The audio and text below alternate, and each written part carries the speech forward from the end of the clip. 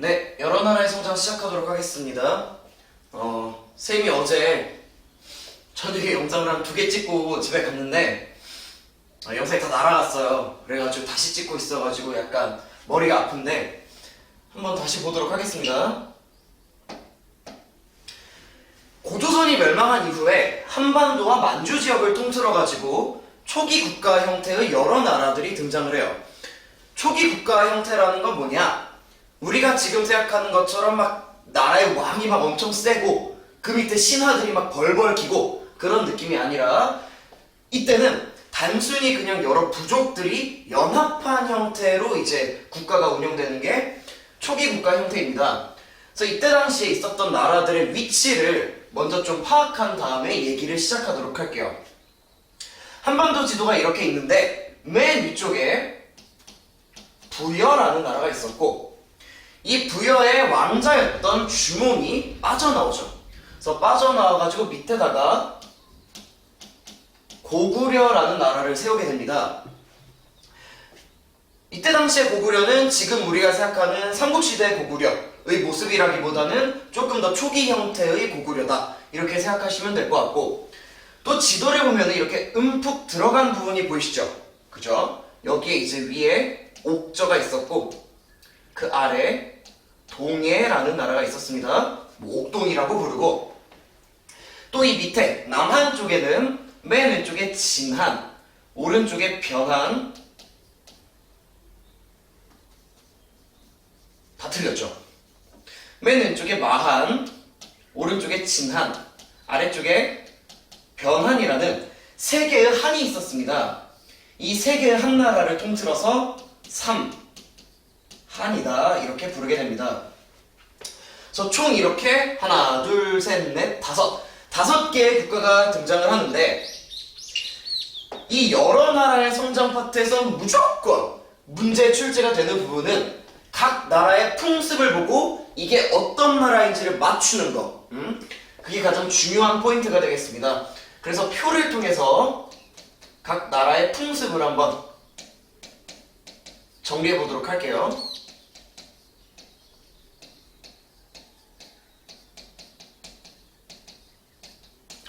먼저 부여랑 고구려는 둘 다 이 만주 땅에 있는 것도 한몫하고, 또 고구려 자체가 이 부여에서 떨어져 나온 나라다 보니까 좀 비슷한 풍습들이 많아요. 그 중에 두 가지는 완전히 겹치게 되는데, 그 중에 하나가 도둑질을 하면은 12배, 무려 12배로 배상을 하는 일책십이법이라는 법률이 있었죠. 일책십이법이 있다는 것 자체가 당시부터 이제는 사유재산, 그러니까 나의 재산이라는 거를 조금 중요하게 생각했다 이렇게 생각하시면 되겠고, 또 공통적으로 있었던 제도가 형사취수제라는 제도가 있어요.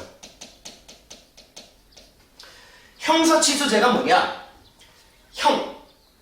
형이 죽으면 취득하게 돼, 얻게 돼. 누구를? 무려 형수를 얻게 되는 제도. 그러니까 형이 죽으면은 형의 와이프였던 형수님을 남동생이 데려오는 제도를 형사취수제다 이렇게 부르게 됩니다. 부여나 고구려는 기본적으로 약탈 경제였어요. 그러니까 다른 나라를 침입해가지고 이제 물건들을 뺏어와서 먹고 사는 그런 경제였기 때문에 전쟁을 하러 갈 일이 많단 말이야. 그러니까 전쟁터에 나가서 형들, 그러니까 남자들이 죽는 경우가 굉장히 많았어요. 그러면 그 형수는 어떻게? 형이 죽었는데 과부가 되겠죠. 그래서 과부가 된 형수를 홀로 두지 않기 위해 동생이 이제 형수님을 데려오는 약간은 조금 음란한 제도가 형사취수제가 되겠습니다. 다음으로 부여 먼저 보도록 할게요. 부여는 진짜 자주 나오는 게, 제가 이 초기 국가의 형태들이라 그랬잖아요. 여기 있는 나라들이. 그러니까 부족들이랑 왕이 이렇게 연합이 되어 있는 형태이기 때문에 아직까지는 이제 왕의 힘이 그렇게 강하지가 않아. 그래서 부여에서는 마가, 우가, 저가, 구가 라는 이름을 가진 부족장들이 아직까지는 각자의 영역을 각자가 다스려요. 그러니까 왕의 힘이 거기까지는 닿지를 못하는 거지. 그렇게 각자가 다스리는 영역을 사출도다 이렇게 부르게 됩니다. 그래서 문제는 어떻게 나오느냐? 마가, 우가, 저가, 부가들이 각자의 영역인 사출도를 다스렸다. 이렇게 나오게 됩니다. 혹은 부족장들이 각자의 영역인 사출도를 다스렸다. 이런 단어가 나오게 되면 무조건 어느 나라 부여가 된다 이렇게 생각하시면 되겠어요. 또 간혹 등장하는 것이 이 부여의 풍습 중에 순장이라는 제도가 있어요. 순장이란 건 뭐냐? 왕이 죽으면은 그 왕을 이제 보필하던 신하 아니면 노예 이런 사람들이 다 같이 무덤에 따라 들어가. 그래서 같이 묻혀요. 그러니까 죽은 거는 왕인데 그 왕이 혼자 이제 저승길에 가려면은 적적하니까 그 자기가 평소에 같이 지내던 사람들을 이제 같이 묻게 되는 거죠. 굉장히 야만적인 제도고, 순장 말고 또 자주 나오는 게 이 당시에 있었던 제천 행사들이 많이 나와요. 제천 행사라는 건 뭐냐? 신께 1년 동안 농사를 뭐 잘 되게 해달라고 빈다던가 아니면은 뭐 풍년이 되게 해주셔서 감사합니다. 이런 기도를 드리는 게 제천 행사거든요. 그래서 부여의 제천 행사의 이름이 자주 나오는데 영고라는 제천 행사가 있었다라고 생각하시면 될 것 같아요. 12월에 있었던 제천 행사고, 외우실 때는 제가 저번에 말씀드렸던 것처럼 부여의 영고니까 어떻게? 부영고, 부영고 이렇게 외우시면 되겠습니다. 영고가 등장하면 부여다. 다음으로 고구려의 중요한 제도로는 서옥제라는 게 있어요. 서옥제. 서옥제는 뭐냐? 여러분 옛날 어르신들이 딸을 낳으면은 뭐 출가외인이다 이렇게 부르잖아요. 출가외인이란 게 뭐야? 어차피 이제 집을 나서서 다른 집에 가가지고 살 사람, 외인, 바깥 사람이란 뜻이잖아요. 그러니까 지금이야 뭐 친정집도 가고 시댁도 가고 이러지만 이때는 여자가 시집을 가면은 다시는 친정집에 돌아오지를 못해. 그러니까 만약에 내가 고구려 사람인데 집에 딸만 5이야. 다 떠나보내고 나면은 내 뒷바라지는 누가 해줘? 이렇게 생각할 수 있잖아요. 그래서 생기게 된 제도가 이제 서옥제가 되겠습니다. 서옥제는 뭐냐? 어떤 집의 여자랑 결혼하기로 결정이 되면은 남자가 그 시댁, 아니죠, 친정집에 들어가서 뒷마당에 집을 지어요. 집을 짓고 거기서 한 5년 정도 살면서 그 집의 집안일들을 해주게 됩니다. 뭐 땔감도 빼고 아니면 뭐 농사도 지어주고 이런 집안일들을 해주는 게 서옥제가 되겠다. 그러니까 딸을 낳으면 노동력의 손실이 있으니까 그거를 좀 보존하기 위해서 이런 제도가 생겼다 생각하시면 될 것 같고, 이 마당에 있는 집의 이름이 서옥이에요. 서옥. 옥이라는 글자 자체가 집이잖아요. 집. 그래서 집을 짓고 살았다? 고구려에 딸만 5인 아빠 어떻게? 가서 살아주는 제도 고구려. 이렇게 연상해서 기억하시면 되겠습니다. 또 고구려의 제천 행사가 자주 등장을 하는데 동맹이라는 글자, 동맹이라는 이름을 가진 제천 행사는 고구려 거다 생각하시면 되겠어요. 영고는 부영고 이렇게 외우면 되고, 동맹은 고구려가 뭔가 용맹하잖아. 뭔가 막 동맹 맺을 것 같고 남자다운 느낌이니까 고구려는 동맹 이렇게 연상하면 되겠어요. 다음으로 넘어가서 옥저 얘기를 좀 해볼 건데, 옥저의 풍습 얘기를 하기 전에 좀 얘기를 드려야 될 게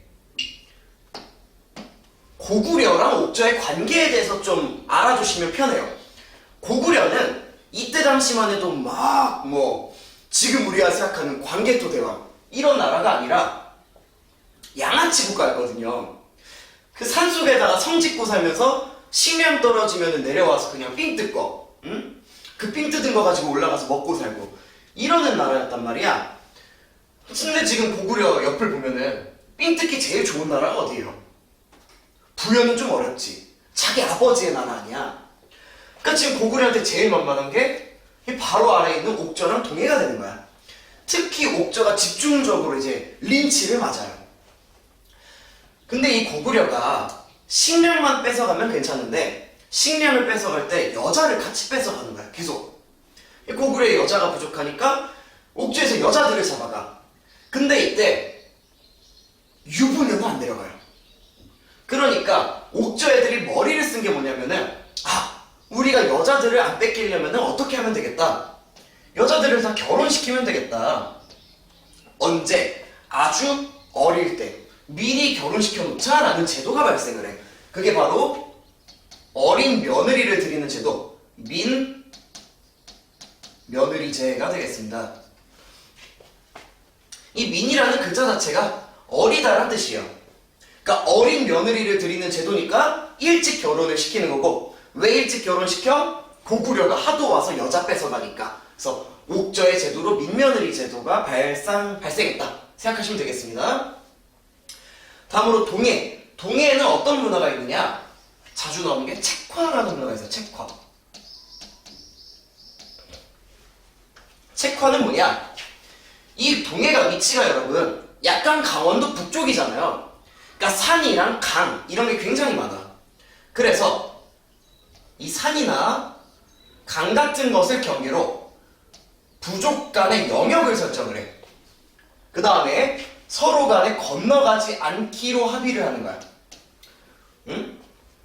여기는 A 부족의 영역이고 여기는 B 부족의 영역이니까 서로 침입하지 말자라고 약속을 하는 게 책화예요. 만약에 건너가면 어떻게 돼? 배상금을 물어내. 벌금을 내게 됩니다. 동해에도 마찬가지로 고구려의 침입이 많다 보니까 우리끼리라도 싸우지 말자 이런 문화가 발달했었다 생각하시면 되겠어요.